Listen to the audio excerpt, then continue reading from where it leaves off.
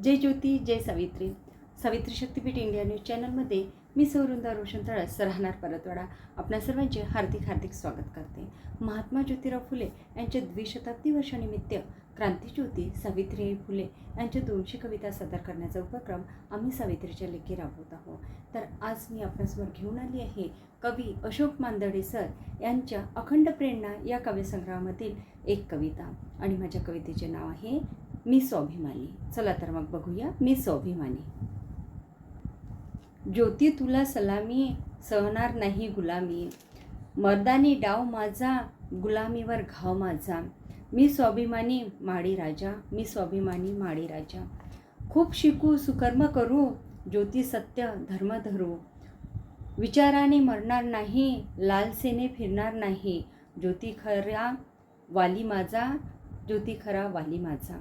मर्दानी डाव माझा, मर्दानी डाव माझा. वामनी डाव होता, गुलामीचा घाव होता. बळी तसा पडणार नाही, वामनाला वरणार नाही. असा हो बळी राजा.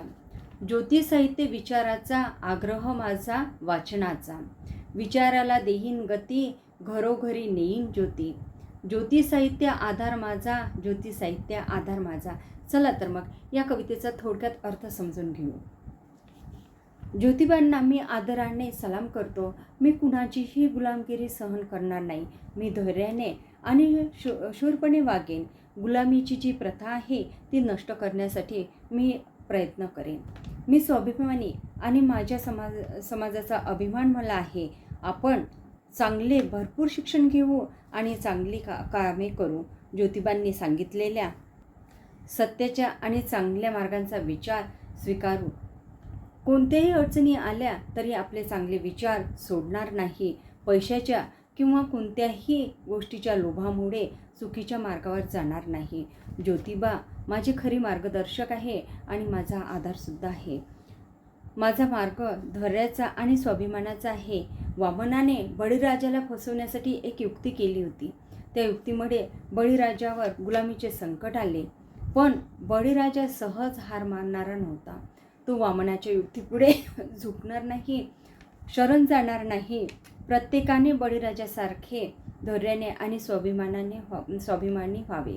ज्योतिबांचे साहित्य आणि विचार महत्त्वाचे आहेत. मला पुस्तके वाचण्याची आणि ज्ञान मिळवण्याची आवड आहे. वाचनामुळे माझ्या विचारांना चालना मिळते. ज्ञानाची आणि विचारांची ज्योत प्रत्येकाच्या घरापर्यंत पोचवणे. ज्योतिबांचे साहित्य आणि विचार हे माझे मार्गदर्शक आहे, त्यांचा मला आधार आहे. तर अशाच अर्थपूर्ण कविता पाहण्यासाठी आमच्या चॅनलला लाईक करा, शेअर करा आणि सबस्क्राईब करा. धन्यवाद.